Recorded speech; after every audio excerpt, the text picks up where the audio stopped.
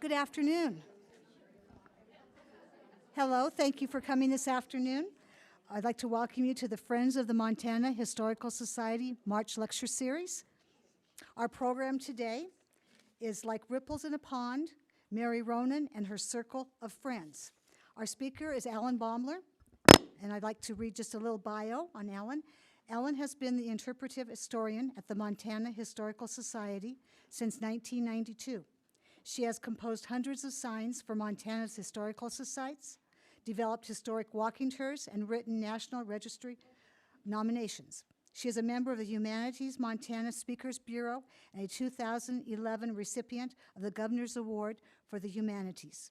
She was the co-curator of the Society's award-winning Chinese exhibit, Forgotten Pioneers. Ellen is the author of dozens of articles and 12 books. She is best known for her well-researched history with a ghostly twist. Ghosts of the Last Best Place is Ellen's most recent book. Please welcome Ellen Baumler.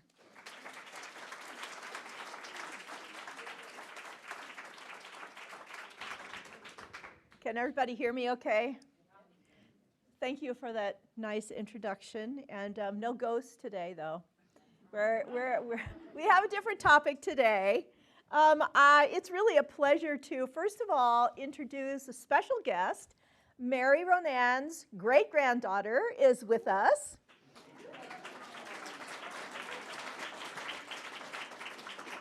And she and her family, her immediate family, figure fairly prominently in the story that I'm going to tell you.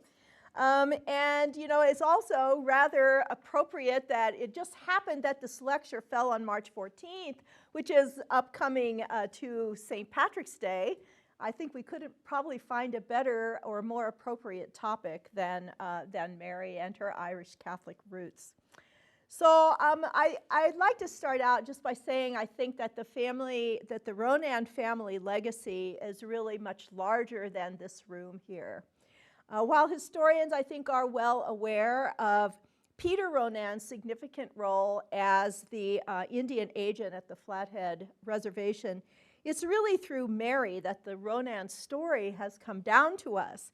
She was, in fact, an ordinary woman who lived through extraordinary times. Her story really isn't just her story. It's a story of her husband, of her children, of the people she knew and loved across Montana, across the West, really, stretching to California and on the reservation. And it is also a story of the important chapters in Montana history that are really uniquely seen through her eyes. Her story is important because it gives us one of the most complete pictures of life in the last half of the 19th century. And she tells her story with just a very special vibrancy, clarity, accuracy, and even poetry. She does really wax poetic often. She tells us what it's like to experience what the textbooks only just begin to touch on. So some of you are probably familiar, or maybe you're familiar with parts of Mary's story, and maybe if you've read the book, you know the whole story, but I think her reminiscence of Virginia City forms a chapter. It does form a chapter in this anthology, The Last Best Place, but if that's where you came across it, there's a lot more to it than that. We know the rest of the story that spans much of the American West at a time of profound changes, really. Mary's important narrative, I don't think, has ever been properly analyzed in depth, and hers is not, at least in my view, a superficial story. Rather, it is a memoir that enriches women's history and the history of the Western frontier, and it definitely offers many opportunities for further exploration and research. And again, appropriate to St. Patrick's Day, Catholicism, friendship, and Irish heritage form the canvas of Mary's story. These threads intertwine through Girl from the Gulches, and tracing some of them, I hope, may pique your interest if you haven't read the book, to investigate a little bit further. See, Mary was born in 1852 at Louisville, Kentucky, the daughter of Irish immigrants from County Cork in Ireland. Her mother, Ellen, died when she was probably about 3 or 4. And James, her father, really struggled financially. And I think his lack of roots determined the family's westward trek.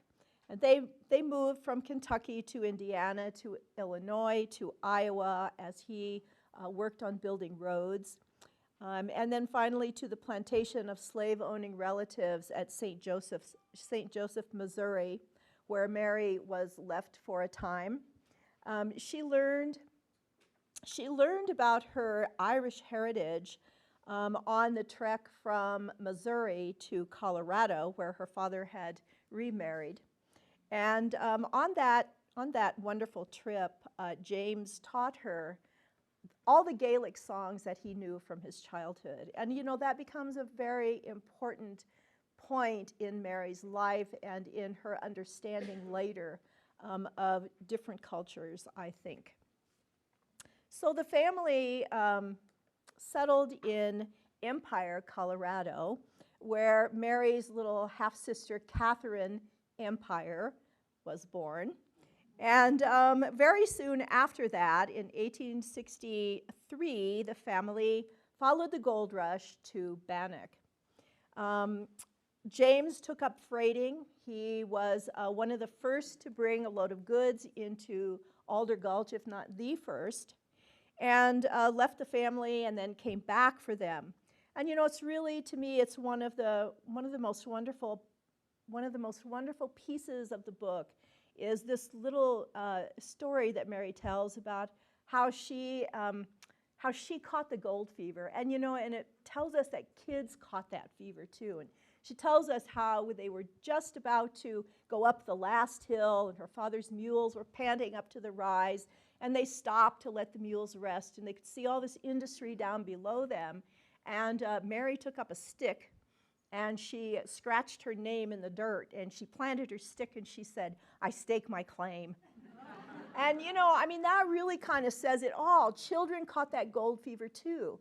And it was just such an exuberant, exciting time. And we really get that feeling from her and from the way she tells her story.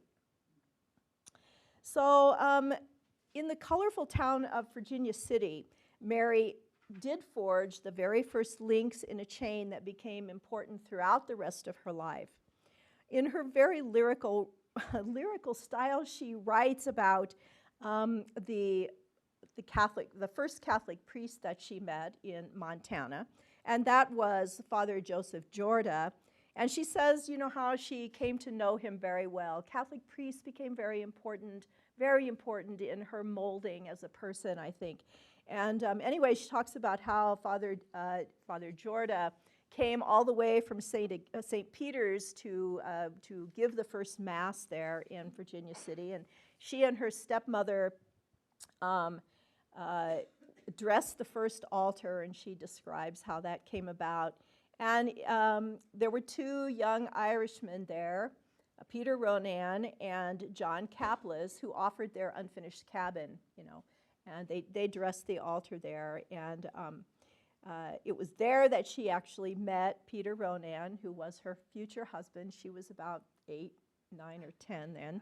And Mr. Ronan, she said, she always refers to him as Mr. Ronan. And she says, Mr. Ronan noticed me for the first time that day, and he thought to himself, what an old-fashioned girl little Molly Sheehan is. What a quaint little picture, you know. For Mary, this was a memorable event, not only because she met her future husband there, but also because she met the first of many Catholic priests that really did shape her life. So the family, and I think a lot of people don't know this, but the family first settled in this cabin. This false front is over a simple log cabin in Virginia City. This is known as the McGovern store, if you're familiar with Virginia City's buildings. This is where the Sheehan family first located. And in this house, she talks about how her mother served. They had a boarding house.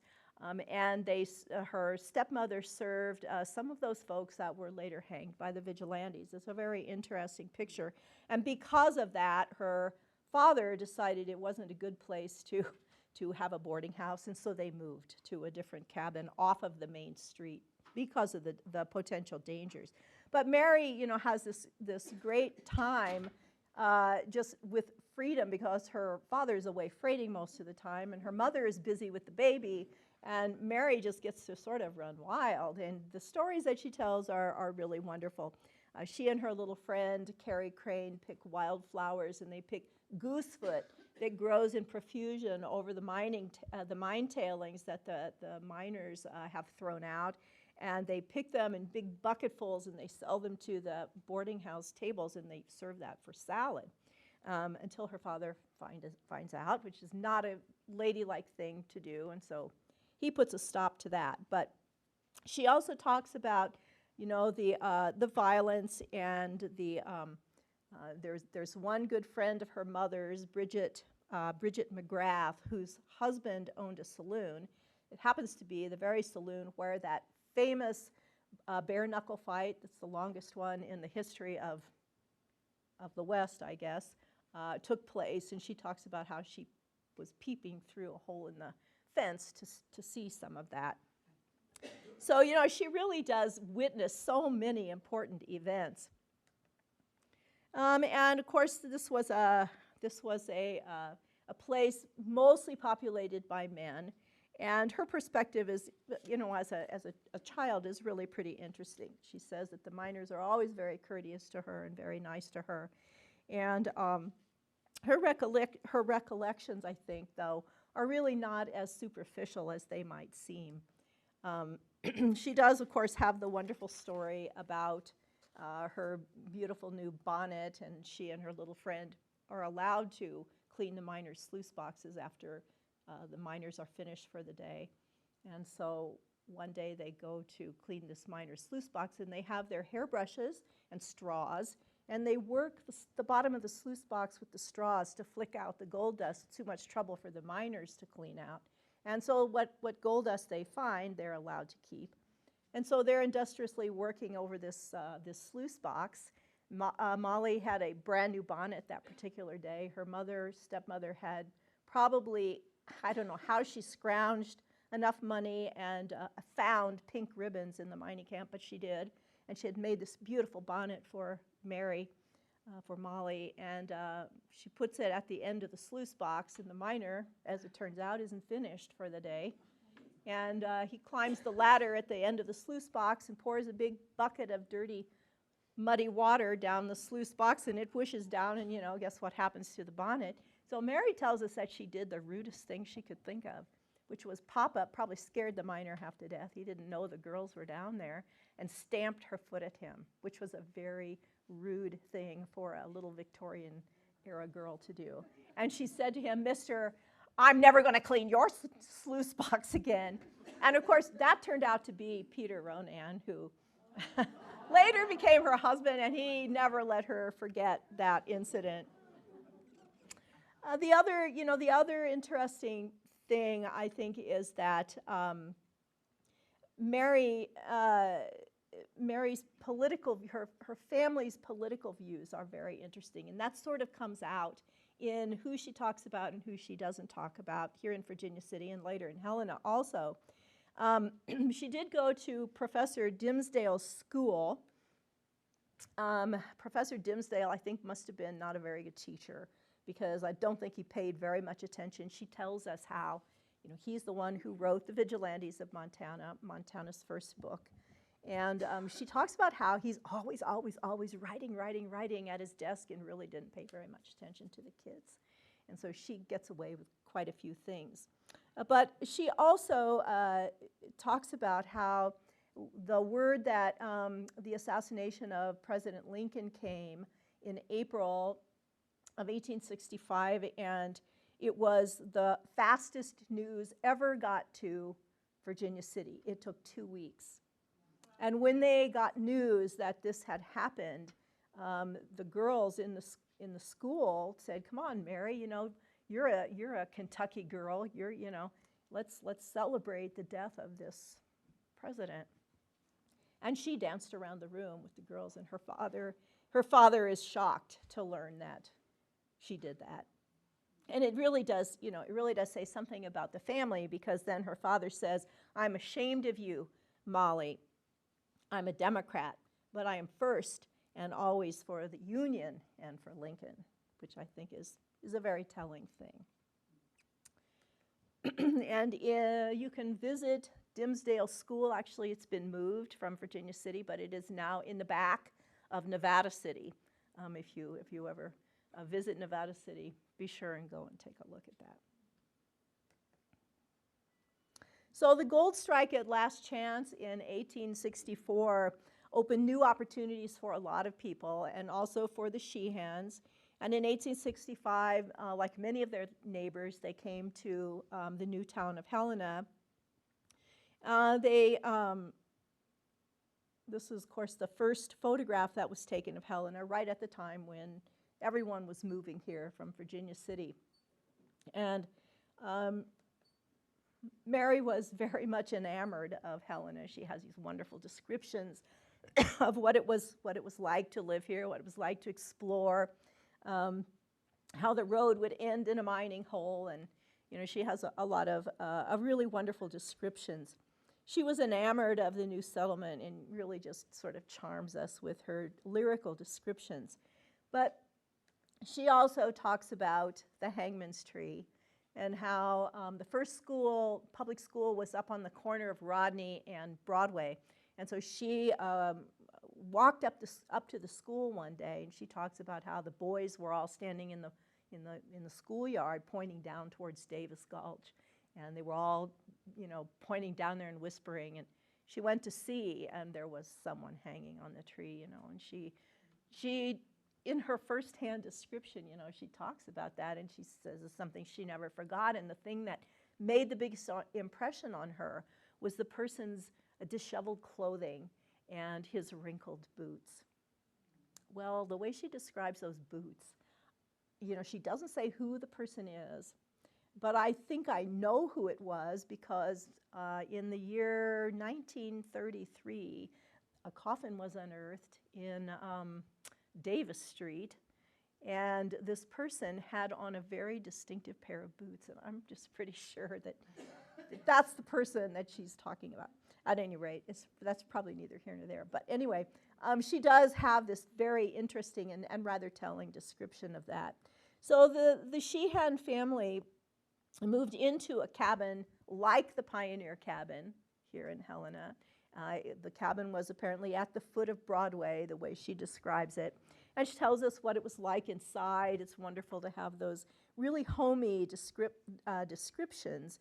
And as they settled into Helena, the family continued to cultivate acquaintances who shared their politically democratic and Catholic beliefs. What Mary doesn't mention, as I said before, really is as interesting as the things that she does discuss. She makes no reference to the very powerful families, for example, the Sanders family, who are prominent Republicans. She never mentions those folks. Rather, the Sheehan circle of friends included those with Democratic associations, and you can really see that. Among them is Peter Ronan, of course. By this time, he was the editor of Helena's Democratic newspaper, the Rocky Mountain Gazette. And his partner, Martin McGinnis, who would later play a very crucial role in the future of Mary's family. It's obvious that Mary's Irish heritage is very, very dear to her. A very important memory was a stirring oratory that she attended that was given by the Irish hero, Thomas Francis Meagher, in February of 1867, just a few months before he mysteriously died at Fort Benton.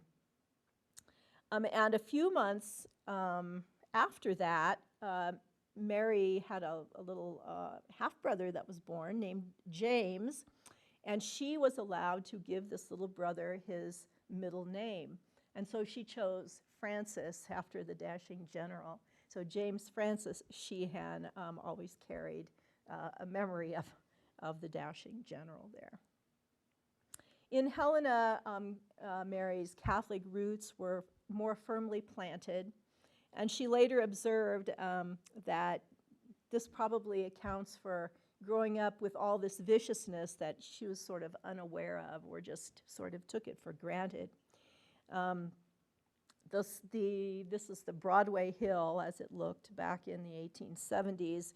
And I can tell you, I have told the story of the sleigh ride down the Broadway Hill literally to thousands of children.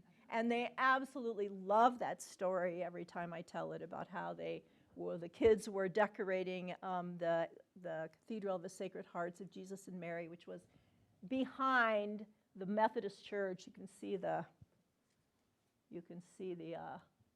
steeple right there. That's the Methodist Church. But over here at the top of the hill is where the Catholic cathedral was. And they had been decorating for Christmas Eve. And there was a tree with uncut boughs. And Charlie Curtis, who later became a sheriff of Lewis and Clark County, was a friend of Mary's. And he took that tree and dragged it to the top of the Broadway Hill. Girls were never allowed to go sledding. But this one time, he dragged the tree, directed her to step on the branches, which she did, and got her running started. They went whizzing down, all the way down to the bottom of the Broadway Hill. And the way she describes that, is probably the best Christmas present she ever got. But kids absolutely love that story. Again, I've told it so many times. And of course, Helena is where really the Catholic roots in the territory of Montana were planted. This shows this is the Methodist Church. Here's the Catholic cathedral, the School for Girls, St. Vincent's Academy right here across the street, boys' school over here, St. John's Hospital, and eventually the orphanage. The first orphanage would be built right back there. So this was a place really where Catholic roots were planted in the territory. And again, that really did have, I think, an impact on Mary's life. She sought counsel from, many of the Catholic priests. That those of us who are familiar with Montana history of this time, she talks about them personally, Fathers Bandini and Van Gorp and Palladino and Ravalli and others too. So 16-year-old Mary was engaged to 30-year-old Peter Ronan. And this caused a lot of problems for James, her father, because he was friends with Peter, but he didn't want Mary to get married that young. And so his solution to this rather sticky dilemma was to pick up the family and move to California. And so Mary's heart was broken, of course, and she and Peter gave back the promise rings that they had exchanged. And finally, in 1869, on the steep, rugged shore of the Pacific Ocean, in the shadow of the Spanish ruins here of San Juan Capistrano, James, her father, both literally and figuratively reached his last frontier. And it was here that Mary settled into an entirely different, really different life. Since California had become a state in 1850 after the war with Mexico, small-time farmers like the Sheehans faced very long legal struggles getting title to their land. Although Mexican locals had contempt for encroaching white settlers like the Sheehans, Mary's Catholic faith won her some acceptance among this population. And she wrote, and I quote, "Though the feeling against my father as a squatty persisted, the Mexicans liked me. I was a Catholic. I sang in the mission chapel choir. I learned to speak their language and so entered into their lives." While Mary understood very well the precarious position among the Spanish-speaking locals that the family was in, she may not have completely empathized with their plight. But Irish friendships are permanent, and friends that she made in Montana proved invaluable and lifelong. The Sheehans' land ownership problems were finally resolved when their Helena friend, Irish Catholic Martin McGuinness, who had served 6 terms as Montana's territorial delegate, successfully presented their case to the U.S. Supreme Court. And on a more personal level, in California, Mary struggled to find her own path. I don't know how many young women actually had a path back then, but Mary did have a path, and she struggled to find exactly what it was. In 1871, she entered the Sisters Academy in Los Angeles to study under the Sisters of St. Vincent de Paul. And the thread of Mary's love story with Peter Ronan again emerges. And here I want to digress just a little bit to point out that Peter Ronan's contribution to social and Catholic history here in Montana has been, I think, largely unrecognized, except for people who have listened to me talk about this. And it really came about in such an interesting way. It's really almost an incredible story of serendipity. Even before their first meeting in Alder Gulch, Mary and Peter were on this path that would eventually converge. In fact, Peter's trek west kind of mirrored that of Mary's long before the two of them ever met in Virginia City. While Mary was staying with relatives in St. Joseph, Missouri at that plantation, and her father was off in Colorado freighting, Peter Ronan was almost at the same time less than 50 miles away in Leavenworth, Kansas, editing a Democratic newspaper. So Peter was born of Irish immigrants in Nova Scotia, and he ventured west because of the gold rush. But he was a newspaper man. He was an editor. He was very well schooled, and his southern sympathies landed him in the Fort Leavenworth guardhouse, where the Sisters of Charity brought him his meals. Now, the Sisters of Charity, this painting happens to be near and dear to my heart because Ernst Elmer is a family friend of ours and painted a wonderful portrait of my father. But he also did a lot of things that I think are very similar to Bob Morgan in this community. You know, he's kind of a Bob Morgan of where I grew up. And I love this painting because it shows the Sisters of Charity landing at Westport. And they were welcomed into Leavenworth, the Leavenworth community, where they had actually been kicked out of a lot of other places. And so their mother house today remains in Leavenworth, Kansas, and that's really where they began to do their major work. But anyway, Mother Vincent, who was then the Mother Superior of Leavenworth, especially took Peter as he was in jail in the guardhouse, took him under her wing, and they developed a very close friendship. And Mother Vincent later helped bring the very first Sisters of Charity here to Montana, to Helena. It was actually Peter's idea to ask the Catholic priests to invite the sisters to come to Helena because he was seeing all of these children growing up without any role models, and he believed that the mining camp was a pretty rough place and that they needed the female role models like the sisters. And so when they did come, it was at his suggestion, which I think is pretty interesting. And the first lay sisters that did come to Helena included one lay teacher, Rose Kelly, who later becomes important in Mary's life, and they arrived by stagecoach in 1869. The sisters immediately founded the first Catholic institutions in Montana. And you can see there the Catholic Hill, which is where the Tower Hill apartments are today. This is in the 1890s, but these are the institutions that were very, very early. There was the girls' school, St. Vincent's Girls' School, the cathedral, St. Aloysius Boys' School, St. John's Hospital, and also St. Joseph's Orphanage. So all of those institutions helped the sisters fulfill this threefold threefold mission that they had, which was to care for orphans, to teach children, and to care for the sick. And on Catholic Hill, they were able to fulfill all of those missions. So it's a really very rich history, I think, and Peter Ronan is partly responsible for that. Also, you know, the other thing that's interesting is that it was Martin McGuinness who, some years later, represented Peter in this lawsuit and helped him recover his printing press that had been taken while he was in jail in Leavenworth. So he also did that, and it was Martin McGuinness who spearheaded the effort to have this statue created for the Capitol lawn of Thomas Francis Meagher.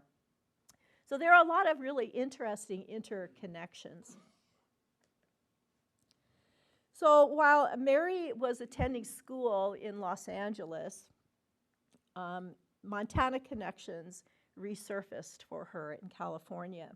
Rose Kelly, that lay music teacher who had come to Helena with the Sisters of Charity, with the first Sisters of Charity, was now the music teacher at the academy where Mary was attending. And Rose knew many of Mary's Helena friends, and the two became close because of those connections.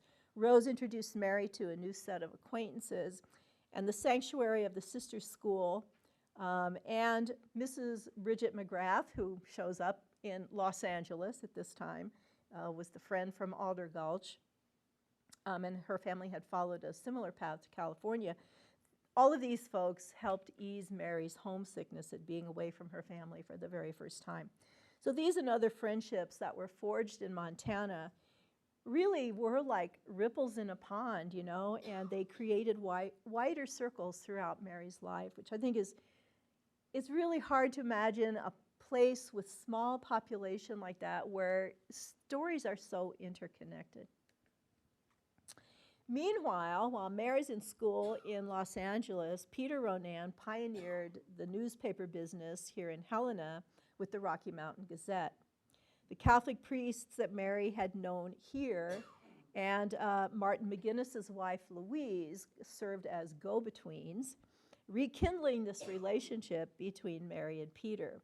And their love story continued through Peter's correspondence with Mary while she was in California in school.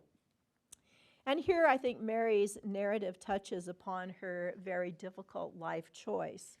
Should she enter the convent, or should she marry Peter, who was a devout Catholic and a staunch Democrat like her father? Mary probably couldn't have found anyone more like her own father than Peter was. And in so many ways, you know, her decision really was inevitable. The wedding took place in the little chapel among the mission ruins at San Juan Capistrano in 1873. Besides her father, her brother, and her sister, the only wedding guest was her Montana friend, Bridget McGrath. And Irish traditions add a really quaint dimension, I think, to many of Mary's recollections. For example, writing in her journal on her wedding day, Mary noted, and I quote, "A poor and ragged stranger from Ireland had come to our house the previous evening. He told my father that among the peasants in the old country, it was a sign of good luck to have a stranger come to the house where a couple was newly married." And another thing that I discovered long after the book was published, I came across some correspondence of this gentleman later in his life. This man, Richard Egan, was a kind of an unofficial mayor of the community where the Sheehans settled in California in San Juan Capistrano. And he was a very well-educated person and had a fabulous library. And he and Mary became very good friends. And he gave the key to his library to her, and she was free to come and go. But what Mary didn't know, I don't think she ever knew, that Richard was madly in love with her. And because he was also the postmaster and whatever, he was the one who received the telegram from Peter asking Mary if she would marry him. And he had to deliver that message to her, And she came to him and asked him his advice. Should I marry him or should I not? And he was in this very difficult position. What was he going to say to her? And so he very carefully said, you know, you have to make your own choice. And many years later, he never married. And many years later, he wrote a letter to someone talking about how she was his only love. And he always regretted. He didn't regret not giving her advice, but he regretted the fact that she married Peter instead of giving him a chance. So I think that's kind of an interesting little sidelight. And the mission cemetery at San Juan Capistrano, when Anne, Mary's stepmother, died in 1878, the homestead apparently was adjacent the mission property.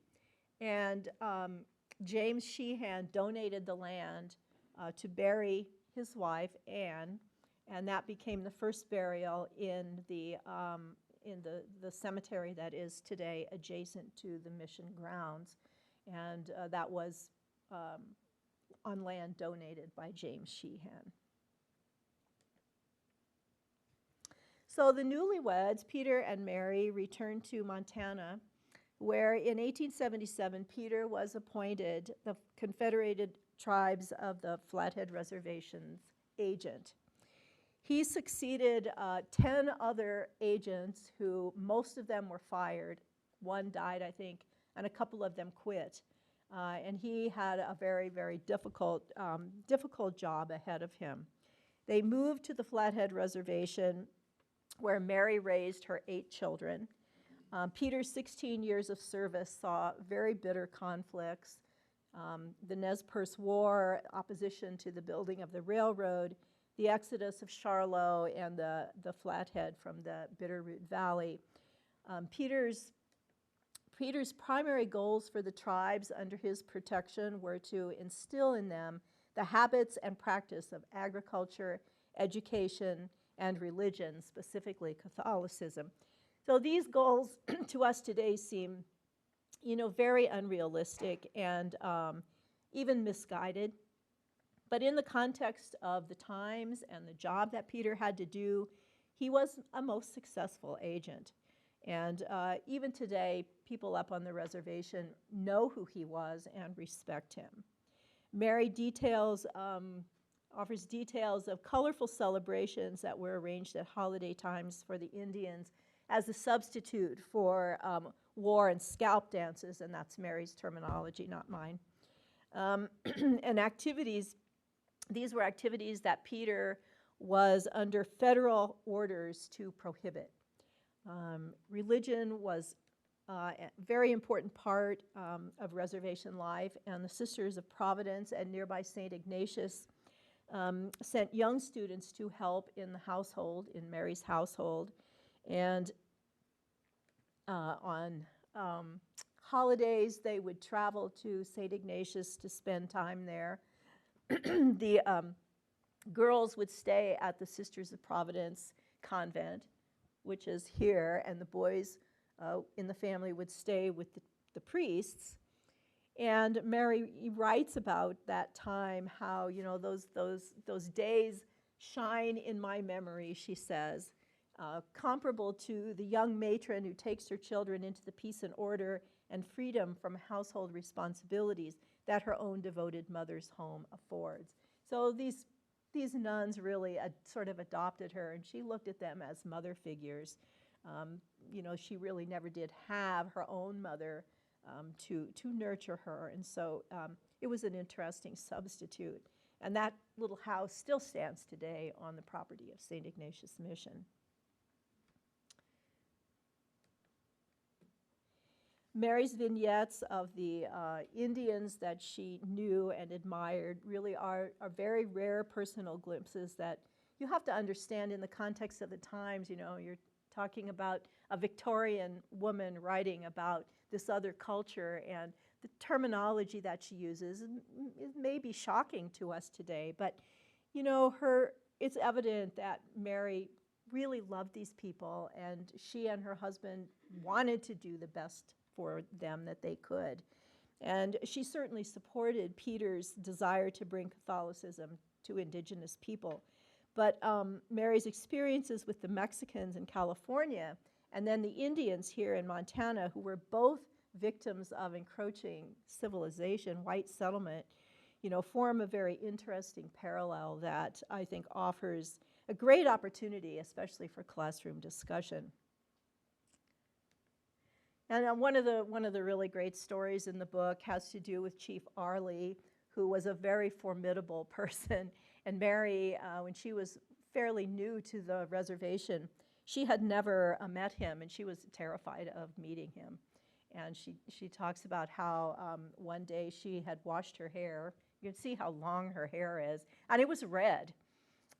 And she had washed her hair. She was sitting on her front porch with her back to the yard, and she heard someone come in the gate.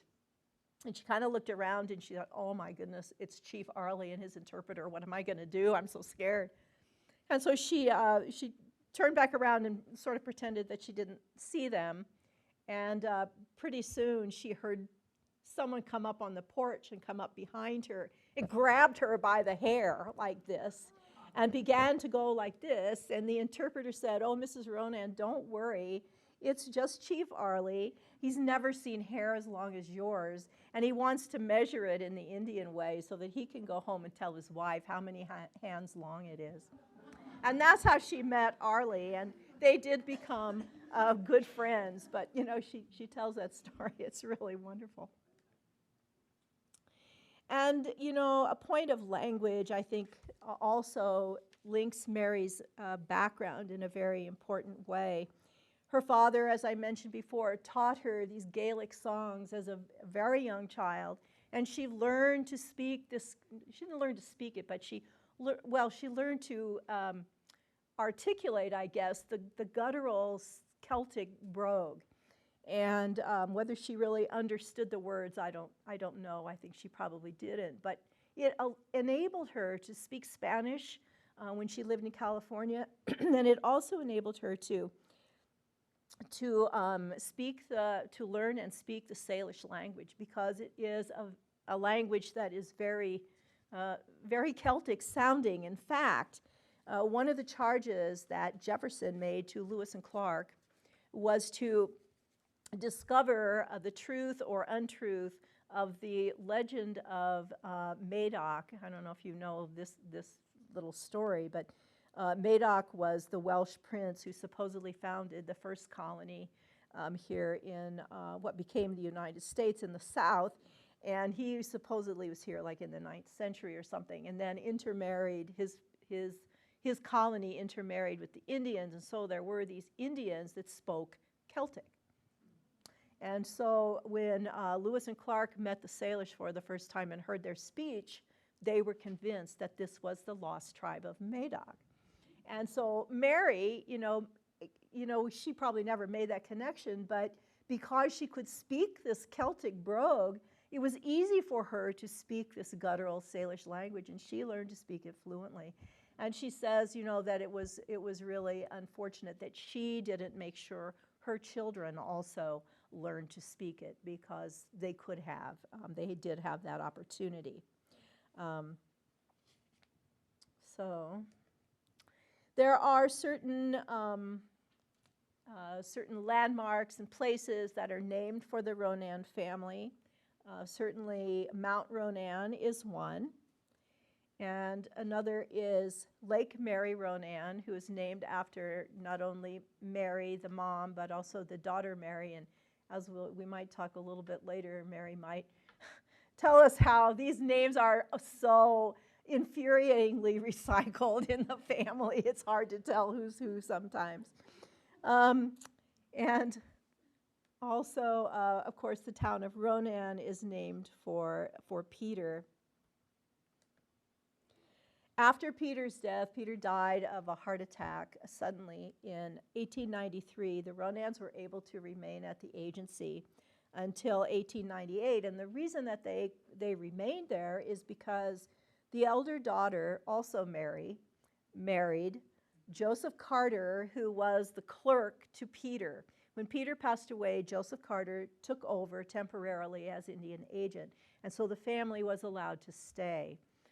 Very interestingly, Joseph Carter, when the family left and moved to Missoula, Joseph Carter and his family moved to Butte, and he began an apprenticeship with J.G. Link, the architect, and became an architect. The family went to California, and in 1905, when the San Francisco earthquakes happened, it was Joseph Carter who was one of the architects that helped rebuild San Francisco, which I think is really interesting. And there's the beginning of the California connection, I think, to the Ronan family. Okay, so Mary's narrative essentially ends when she moves to Missoula with her younger children. But that's certainly not the end of her story. Her youngest child was 7 when the family settled there. And there were some financial difficulties, even though Mary was able to buy a house on West Pine Street that still stands at 319 West Pine Street. We have letters from her in the Historical Society's museum collection asking the Historical Society to purchase some of Peter's Indian artifacts, headdresses, and different things like that. And Historical Society says, just like now, we don't have any money, you know. But the fact that she is trying to sell some of those things tells us, you know, that she did have some financial problems. However, in the 1900 census, she lists herself under occupation as capitalist, which I think says a lot about her resourcefulness and her independence. So her Catholic faith, her Irish independence, and her circle of friends really did bring her very far. And this is, I'm not sure what year this might have been taken. This is probably much later in her life, at the time that she was working to tell her story. But getting ahead of myself a little bit, to finish the story, in 1929, Mary did begin to dictate her reminiscence to her daughter Margaret, who at the time was a high school English teacher and a graduate student at the University of Montana. In 1932, Margaret, the daughter, submitted Mary's story, well-researched, as her master's thesis under the title Memoirs of a Frontierswoman. Woman. Professor H.G. Merriam, who at the time was the chairman of the English department and was a mentor to many of Montana's early important writers, including Dorothy Johnson and A.B. Guthrie. So Merriam began the first creative writing program in the nation, actually, at the University of Montana. And Margaret decided to do Mary's story as her master's thesis. So after completion of her degree, Margaret continued as teacher and assistant principal at Missoula County High School. But her life was troubled, and in 1935, Margaret apparently walked into the Clark Fork River and didn't come out. We can only imagine how devastating this loss must have been for her mother, for Mary, who was so devout, such a devout Catholic. But the family is Peter and Margaret and Mary are all buried at in the Catholic section in the Missoula cemetery. Mary Ronan died in 1940, outliving 4 of her 8 children. But there, as Mary and I have talked, there were skeletons in the closet, and the one that really drives me crazy is James Francis Sheehan, her brother, who came to live with the Ronans on the reservation after James died. And one day, he left to do an errand and never returned. And we don't know what happened to him. Somebody knew what happened to him, but it died with the family members, and it's just one of those things that it's so frustrating. We wish that we could trace him and find him. Maybe he was killed. We just don't know. We think Mary might have known what happened to him, but we don't really know.